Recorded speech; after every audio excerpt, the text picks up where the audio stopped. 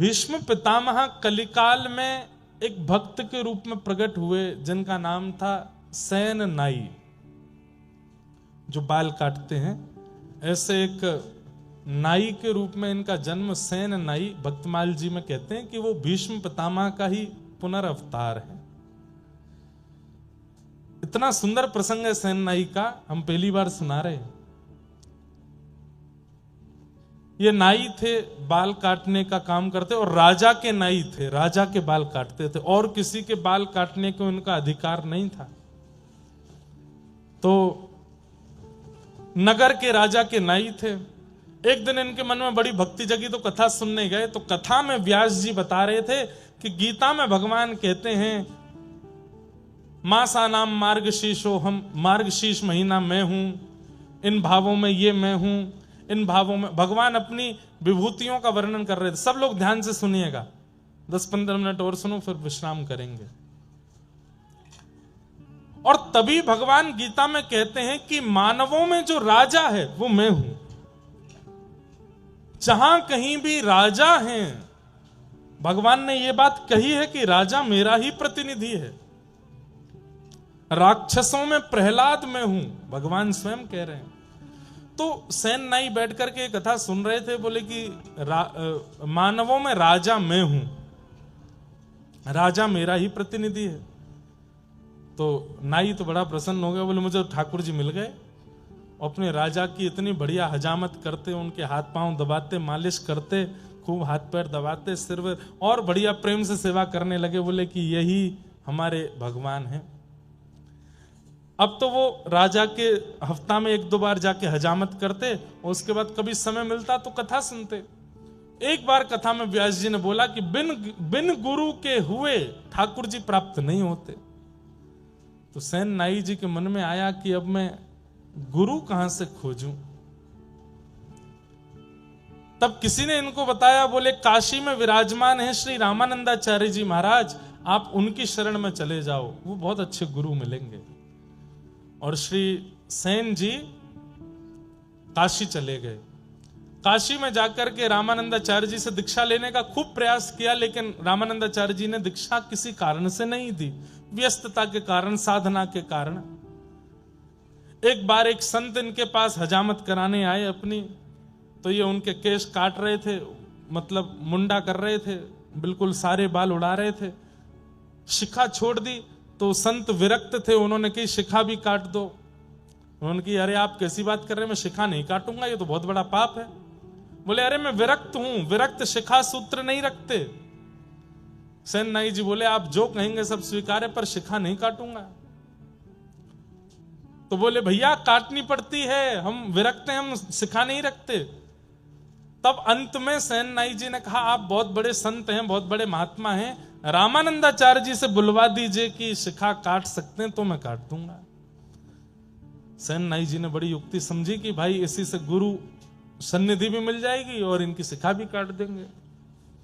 संत लेकर के रामानंदाचार्य जी के पास गए। तो रामानंदाचार्य जी को ये बात बड़ी अच्छी लगी कि इन्होंने लाख कहने पर भी शिखा काटी नहीं, कितना इनका भाव है। और वो सब भाव देख करके, प्रेम देख करके रामानंदाचार्य जी ने फिर समझा करके जो भी भाव था वो कराया। सेन नाई जी की इस निष्ठा को देख करके उन्होंने दीक्षा प्रदान की, तिलक दिया, नाम दिया, मंत्र दिया। सेन नाई जी बोले आज्ञा करें। बोले आज्ञा यही है, वापस अपने गांव जाओ और वहीं रह के भजन करो। तो सेन और संत जन जब भी गांव में आवे, सब काम छोड़ करके उनकी सेवा करना, ये हमारी आज्ञा है। जो मंत्र दिया है इसका जाप करो, संतों की सेवा करो। सेन नाई जी लौट करके अपने गांव आ गए। राजा ने इनको बुलवाया कि कल हमको एक दूसरे राजा से मिलने के लिए जाना है, सुबह आकर के हमारी हजामत कर दो, मालिश वालिश कर दो, उसके बाद हम स्नान करेंगे फिर जाएंगे। रात्रि में सब व्यवस्था करके सेन नाई जी सोए। सुबह उठे तो क्या देखा, कीर्तन की ध्वनि आ रही है। और तभी देखे कि अयोध्या से कुछ संतों की जमात दर्शन करने के लिए जगन्नाथपुरी जा रही है और मार्ग में इनके गांव में होके निकल रहे हैं। तभी गुरु आज्ञा स्मरण में आई कि 100 काम छोड़ के संतों की सेवा करना। सेन नाई जी काम छोड़ा नहीं, भूल गए कि राजा के यहाँ जाना है। संतों को प्रणाम किया, वो कहा हमारे घर चलें, आप सबकी मैं सेवा करूं। संतों के चरण धो रहे हैं, उनको सुंदर वस्त्र अर्पण कर रहे हैं, पत्नी के साथ बैठ के खूब सुंदर उनको प्रसाद पवा रहे हैं। और प्रसाद पाने के बाद संतों से निवेदन किया आप कुछ सत्संग कीर्तन हो जाए। उनमें से एक श्रेष्ठ संत प्रवर, उन्होंने प्रवचन किया, सुंदर कथा सुनाई, सब भावुक हो गए और कीर्तन प्रारंभ हुआ। नाचने लगे सेन नाई और पत्नी, सब बिल्कुल निमग्न होकर के भजन में नृत्य कर रहे हैं, नेत्रों से अश्रु प्रवाह हो रहा है, राम जी का स्मरण कर रहे हैं, गुरुदेव की याद कर रहे हैं। और यहां राजा प्रतीक्षा में बैठा है, मुझे दूसरे राजा से मिलने जाना है। सेन नाई हमेशा समय से पहले आ जाता है, मैं नीचे आके बैठ गया, अभी तक आया नहीं। राजा ने तुरंत कहा मेरी तलवार कहां है, लेकर के आओ उसको, और इस सैन को तो मैं जाकर के देखूंगा। तलवार लेकर के आए, घिसने लगे उसको, घोड़ा बुलाओ मेरा, कहां है सेन नाई का घर, उसके घर चलना है। इतने में ही देखा कि सामने से दौड़ते हुए सेन नाई आ रहे हैं, अपनी पगड़ी संभाल लें, कभी हजामत का डिब्बा संभाल लें, कभी धोती संभाल लें, और दौड़ते दौड़ते आए। अरे महाराज महाराज महाराज महाराज, मैं आ गया। तो कहां रह गए इतनी देर? बोले महाराज क्षमा करते हैं, बहुत बहुत विलंब हो गया। बोले नहीं नहीं नहीं, दंड तो तुमको मिलेगा। भगवान भगवान क्षमा कीजिए, आप बैठिए ना, मैं जल्दी कर देता हूं, आपको विलंब हो रहा है। राजा बैठ गए, खूब सुंदर हजामत करी, खूब दाढ़ी वाड़ी सब करके, केश वेश। राजा क्रोध में तो था ही। बोले महाराज थोड़ी आपके हाथ पांव दबा दूं? बोले तू दबा तो दे, लेकिन दंड तो मैं तुझे दूंगा। हाथ दबाने लगे। आप इतना क्रोध करते हैं, अच्छे नहीं लगते हैं, आप थोड़ा प्रसन्न रहा कीजिए ना। हाथ पैर दबाते दबाते बोले आप थोड़े श्रमित हो तो मैं आपकी थोड़ी उंगलियां चटका दूं? बोले चटका तो दे, लेकिन दंड तो तुझे दूंगा। उंगलियां चटका दी, हाथ पैर। बोले आप कहो तो महाराज आपकी नेक थोड़ी कमर चटका दूं? बोले उससे कुछ दिक्कत तो नहीं है, वो कुछ नहीं होगा।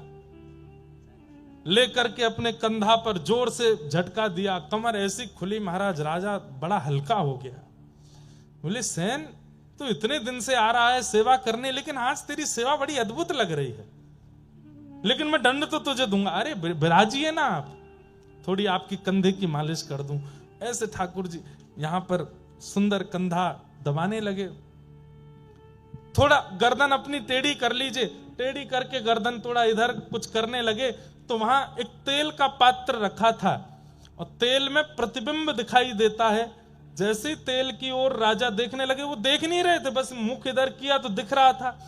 जैसे ही देखने लगे, सेन नाई ने जैसे ही अपना मुख इधर किया तो प्रतिबिंब में क्या दिखा? मोर मुकुट, कटाक्ष नेत्र, नाक में सुंदर नथ बेसर, ऐसी मधुर मधुर मुस्कान। पीछे मुड़कर के देखें तो सेन नाई और प्रतिबिंब में देखें तो ठाकुर जी। राजा बोला ये मेरी आंखों का भ्रम है कि क्या है, पता नहीं हो क्या रहा है। नेत्र बंद करके अनुभव करे तो हाथों का स्पर्श इतनी बार राजा ने किया, लेकिन आज जैसा स्पर्श नहीं था।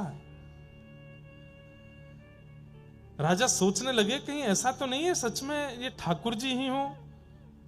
और बस ऐसा कहकर के राजा ने जैसे ही नेत्र खोले तो सैनिक जन खड़े थे। बोले वो सैन कहां गया? बोले वो तो आपकी मालिश कर रहा था, आप सो गए थे गहरी नींद में, तो वो बोला कि अब सब हो गया है तो मैं चलता हूं। वो तो अपनी दक्षिणा लेकर के चला गया। राजा बोला कोई बात नहीं, अब इसको अगली बार देखूंगा, अब तो तैयार होके चलता हूं।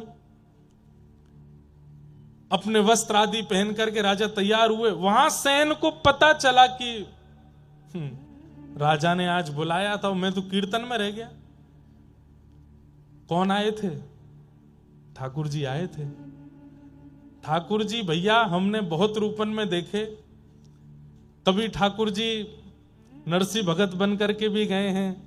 ठाकुर जी एक जगह सक्कूबाई बन के पिटाई करवाने गए अपनी, वो एक दिन वो भी कथा सुनाऊंगा। लेकिन नाई बन करके पहली बार गए ठाकुर जी, अपने हाथ से हजामत करके आए, बाल बाल काट के आए राजा के, और मालिश करके आए, हड्डी वड्डी चटकाया है उसकी। यहां सेन नाई को जैसे याद आया, संतों को प्रणाम किया, अरे भगवान भगवान आप लोग विराजो, मैं एक काम करके आता हूं। तुरंत अपना डिब्बा लेके वही पाग वाग संभालते हुए दौड़ते हुए गए तो राजा तैयार होके बिल्कुल बाहर आ गए थे। सेन ने आकर के जैसे ही राजा को देखा, हजामत हुई है, केश वेश सब बिल्कुल बढ़िया है, बिल्कुल राजा तो बढ़िया तैयार है, केश वेशों में तेल लगा है।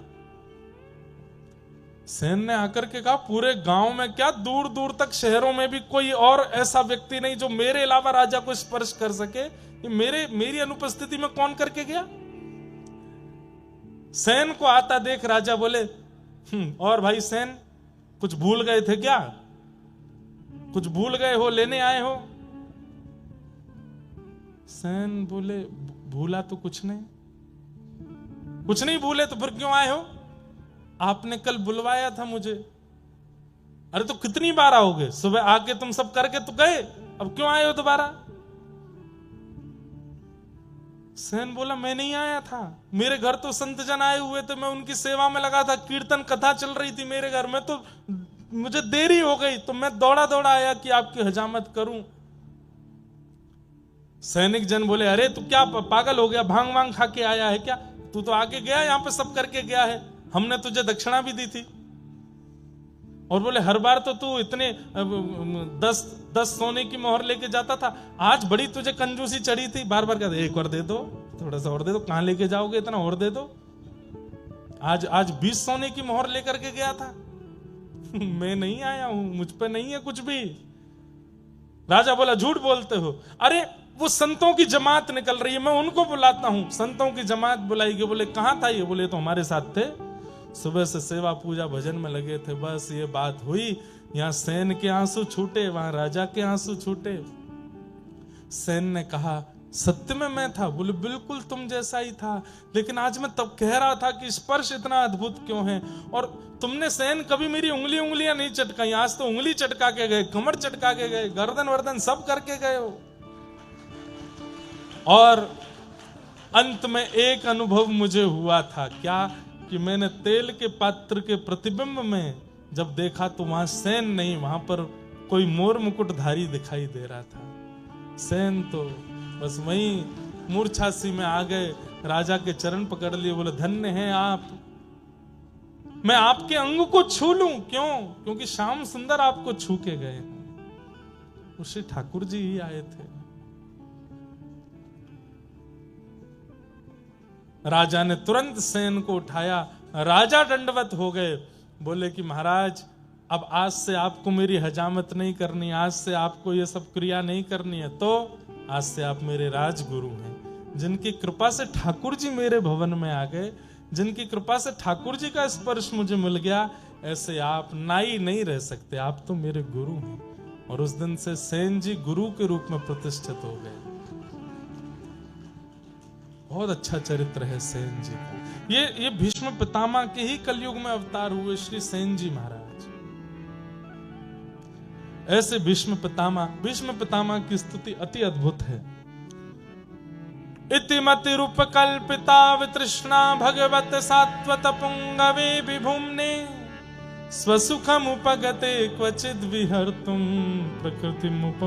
प्रकृतिमुपेयुषि यद्भव प्रवाह त्रिभुवन कमनं तमाल वर्णं रविकर गौरवराम्बरं दधाने वपुरलक कुलावृताननाब्जं विजय सखेरतिरस्तु मेन बध्य। भीष्म पितामह ने स्तुति गाई और स्तुति के अंत में भीष्म पितामह कह रहे हैं, नाथ मैंने आपके सारे रूप देख लिए। बहुत सुंदर स्तुति है भीष्म पितामह की, लेकिन अंत में भीष्म पितामह कहते हैं, मैंने आपके सारे रूप देखे। आपका द्वारिकाधीश रूप देखा, आपका चतुर्भुज रूप देखा, आपका विराट रूप देखा, आपका घोड़े चलाने वाला रूप देखा, सारथी रूप देखा, एक रूप नहीं देखा। कौन सा? ललित गति विलास वल गुहास प्रणय निरीक्षण कल्पितो रुमान कृतमनुकृतवत्य उन्मदान्धा प्रकृति मगन किलयस्य गोपवध्वा। जो टेढ़ी सी चाल आप ब्रजमंडल में चलते हो, जिन नेत्रों से, जिन चाल से आप ब्रज की वनिताओं के, ब्रजवासियों के चित्त का हरण करते हुए चलते हो, आपकी टेढ़ी सी पाग पर लटकने वाली वो मोती आपके गालों से स्पर्श करते रहते हैं, कटाक्ष नेत्रों से कभी इधर देखते हुए चलते हो, कोई अस्त्र शस्त्र आपके पास नहीं है, केवल वेणु वाद्य करते हुए आप चलते हो, एक चरण इधर दूसरा चरण इधर, ऐसी त्रिभंग लली करके हुए त्रिभंगी चाल जो आप चलते हो, कमर आपकी ऐसी मटकती रहती है, कभी किसी गोपी के यहाँ माखन चुराते हो, कभी किसी गैया के साथ लीला करते हो, कभी श्री किशोरी जी के साथ गिरिराज पर्वत पर कोई अनुभव करते हो। मुझे वो रूप आपका देखना है नाथ, मुझे व्रज का वह रूप आपका देखना है, वो दर्शन करना है।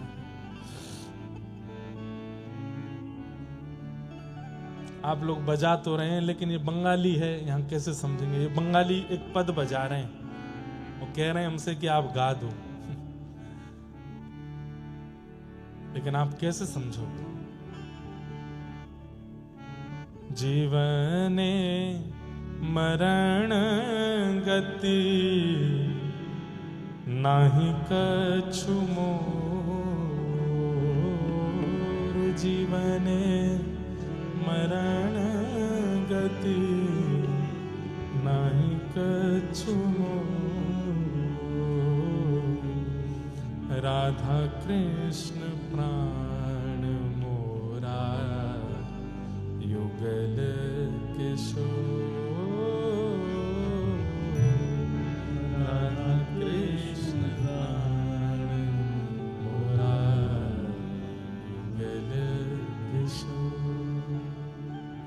अरे मुझे वह दर्शन करना है जो व्रज का आपका स्वरूप है नाथ। तब ठाकुर जी ने मानो इन पर अनुग्रह करके कहा हो कि हे भीष्म पितामह, इस जन्म में तो नहीं, पर कलिकाल में आप जब सैन बन करके आओगे तब मेरे उस रूप का दर्शन आपको होगा। यहां भागवत जी में तो ऐसा नहीं है, पर भक्तमाल जी की यही भावना है कि भीष्म पितामह उसी भाव से पुनर्जन्म लिए और पहले तो राजा को अनुभव कराया, कालांतर में फिर सेन नाई को भी व्रज के उसी स्वरूप में ठाकुर जी का अनुभव हुआ। कटिकाचनी पहनी है, सिर पर पाग पहनी है, सुंदर मोती लहरा रहे हैं, चांद सा सलोना मुख, लटें घूंघरारी हैं,